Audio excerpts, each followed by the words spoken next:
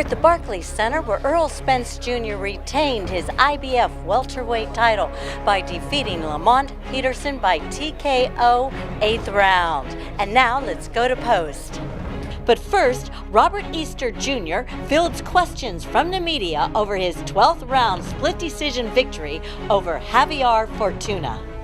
But like I said, he really didn't give me much to work on. He was sitting back a lot and trying to trap me and make me fall in a lot. So we wasn't really too worried about wasting punches, throwing punches, and getting countered. So that's why I had to sit back a little bit too and figure him out. Robert, because he did not make weight, do you feel that he doesn't deserve a rematch because he didn't do what he was supposed to going in? Yeah, that was unprofessional. If he hollering rematch, but you had a chance to win the belt tonight. You know, he had well over time to prepare for this fight. He knew before we even knew.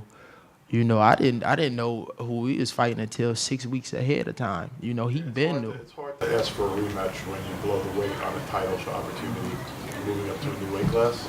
And it's also hard to argue you won a fight when you fought a champion and it was a hotly contested close fight and you didn't make the weight. Yeah. So, I mean, you know, there's no accident we're sitting up here right now and he's still champion. So having said that, you don't want to fight him again? Fights like this, it really don't make sense. Like I said, man, I'm ready to unify these titles, man. I'm ready to put the best up against the best. You know, that's what I've been working for and trying to get these unification bouts. All these other fights is unnecessary. Fortuna's a world-class fighter. He might want to think about getting down a weight class. What?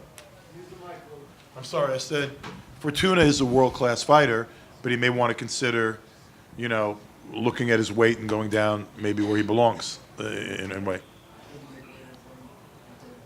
Yeah, but you know what? It's so weird. You move up in weight, you're supposed to have an easier time making weight, but that's not often how it works.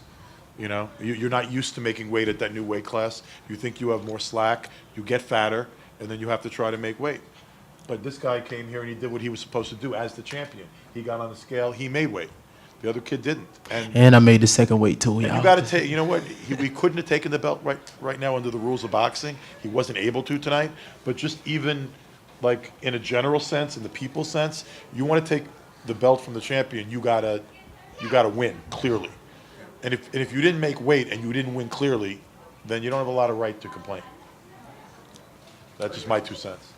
A salute on the win tonight, champ. Thank you. I appreciate it. Do you think tonight, gritting it out like this, being away from home, do you think this is the type of performance that will get the fans behind you to push us towards the unification fights that you seek?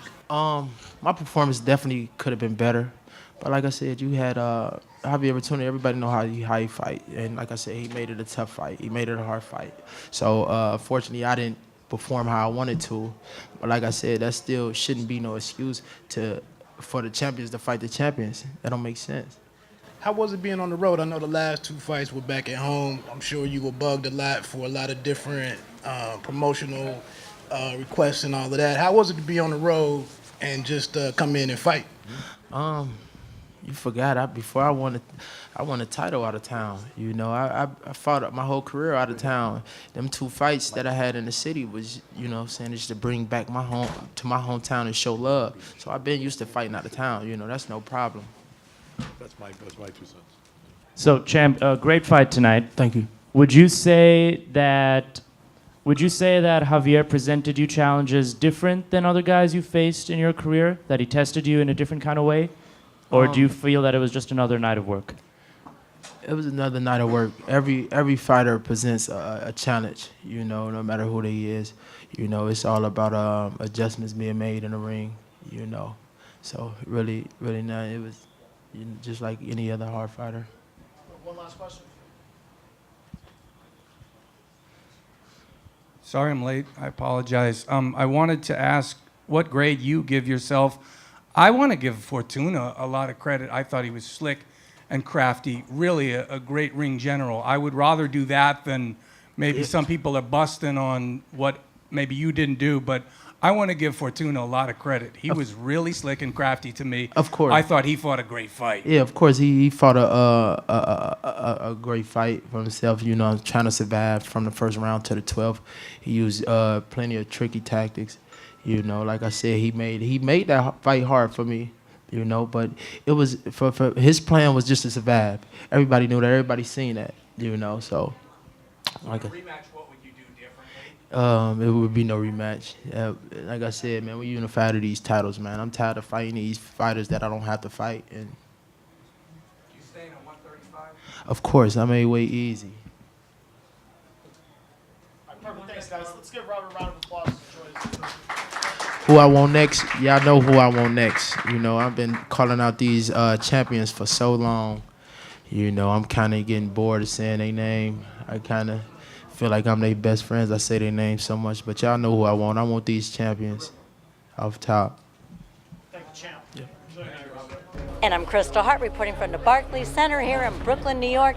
Hope you've enjoyed the show. Thanks for watching, and we'll see you at the fights.